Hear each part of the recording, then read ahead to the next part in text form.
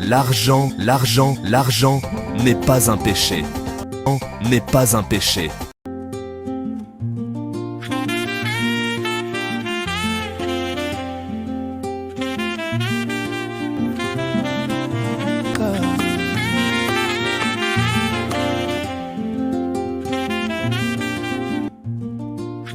Salut à tous, c'est Hilaire. Bon, aujourd'hui, on va parler de quelque chose de fou. Abonnez-vous, aimez, partagez. On va faire exploser un mensonge qui paralyse des millions d'entre nous depuis des générations. L'argent n'est pas un péché. Vous l'entendez? Répétez-le avec moi. N'est pas un péché. On nous a appris à avoir peur de l'argent, à croire que la pauvreté est une sorte de médaille spirituelle. C'est le plus grand mensonge jamais raconté en Afrique. Et aujourd'hui, on va le démolir, brique par brique. Ce n'est pas juste une vidéo, c'est une intervention d'urgence pour notre mentalité collective. Activez les sous-titres, parce que ça va aller très très vite. Vous ne voulez rien manquer. L'Afrique n'est pas un continent qui a échoué. C'est un continent qui a été distrait par sa propre ombre. La musique que vous entendez, c'est le son de notre réveil. Nous allons déconstruire cette peur culturelle de la richesse qui nous maintient dans la dépendance. On nous a dit que vouloir plus, c'est être mauvais. Mais je vous le dis, vouloir plus pour construire, pour aider, pour être libre, c'est notre devoir. Imaginez une seconde un continent où chaque entrepreneur est célébré, où chaque succès inspire des millions d'autres.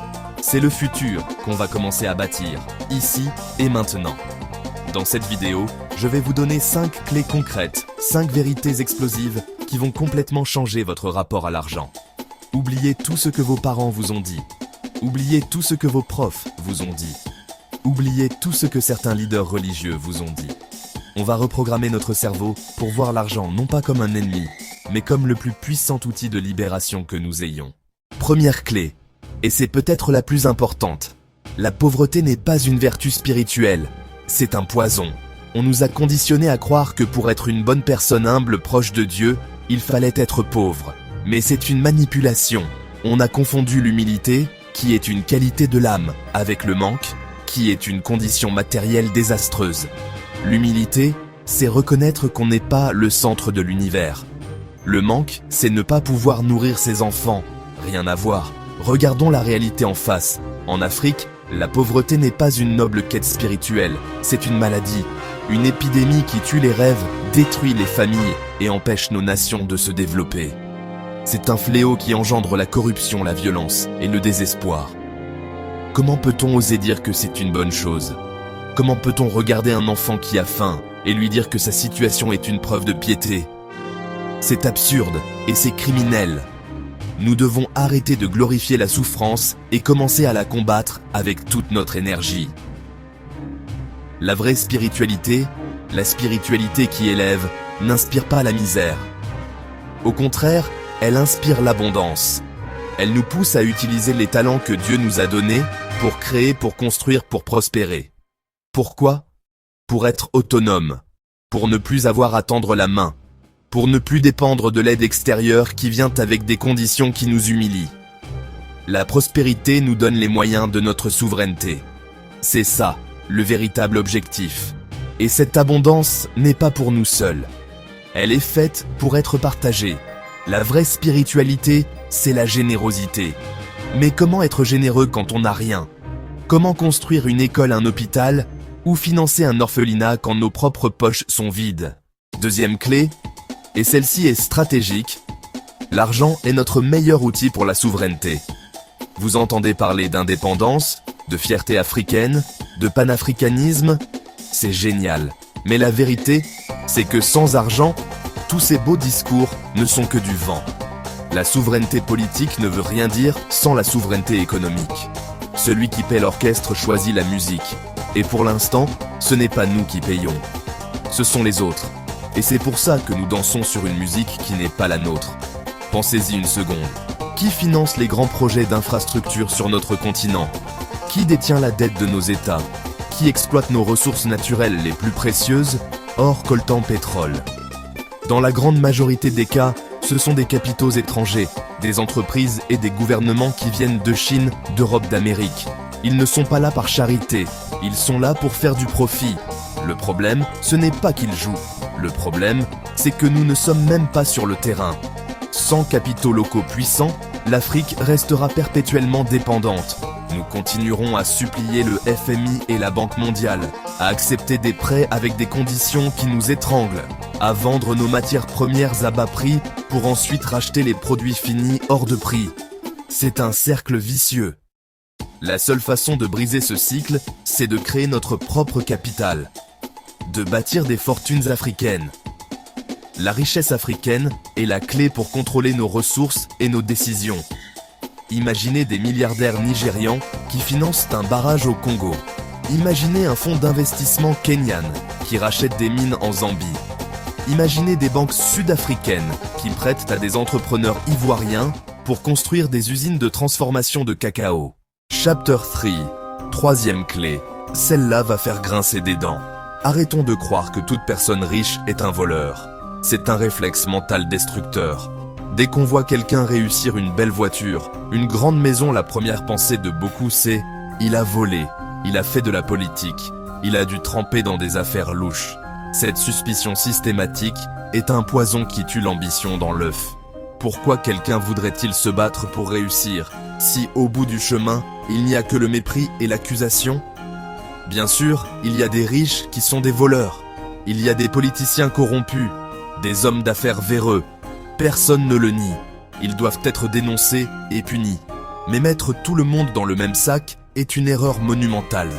C'est ignorer la réalité de milliers, de millions d'Africains qui se lèvent avant le soleil pour bâtir quelque chose. Les entrepreneurs qui risquent tout. Les inventeurs qui passent des nuits blanches. Les créateurs qui transforment leur talent en revenus. Ces gens-là ne sont pas des voleurs.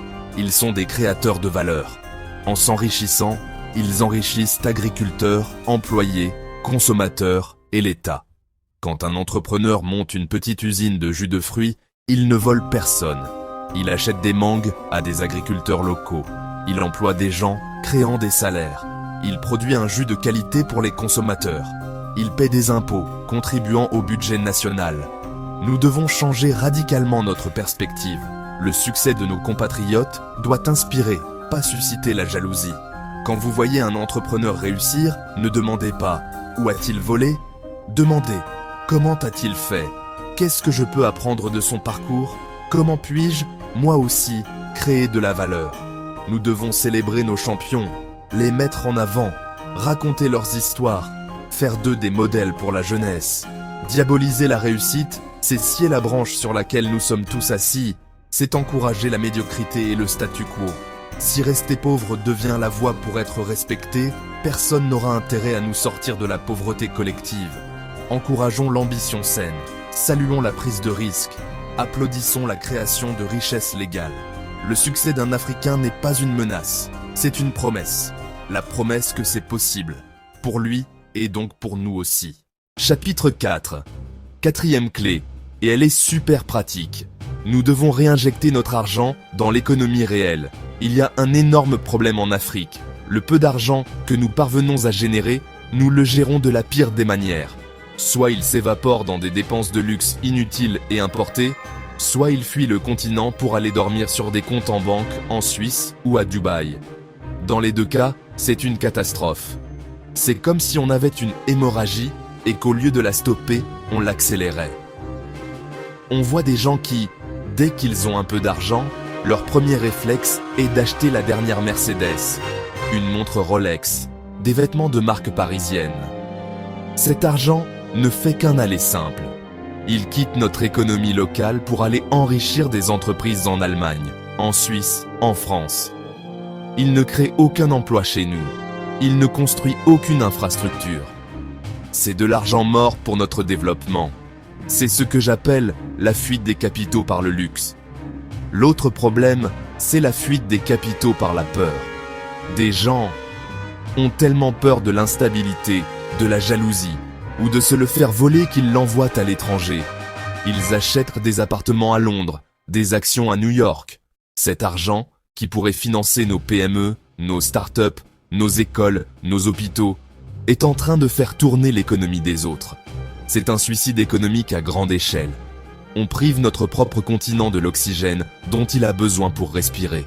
L'urgence absolue, c'est de changer cette mentalité. L'argent n'est pas fait pour être exhibé ou caché. Il est fait pour travailler.